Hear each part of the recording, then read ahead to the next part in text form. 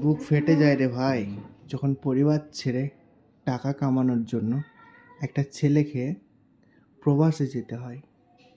সে কি ইচ্ছাতে যায়? কখনোই না।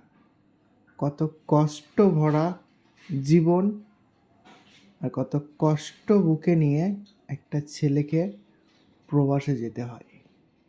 প্রবাসের কত কষ্ট যারা প্রবাসেই থাকে একমাত্র তারাই বুঝে যে প্রবাস কী জিনিস।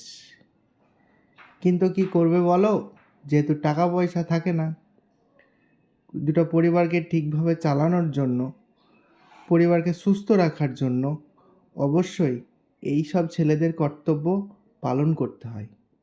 ভিডিওটা দেখুন, বুঝতে পারবে যে কত কষ্টে বুক ফেটে যাওয়ার ফলেও নিরুপায় হয়ে তাদেরকে প্রবাসে ছুটতে হয়। এটাই হচ্ছে একটা প্রবাসী ছেলে বা একটা মধ্যবিত্ত পরিবারের ছেলের জীবন।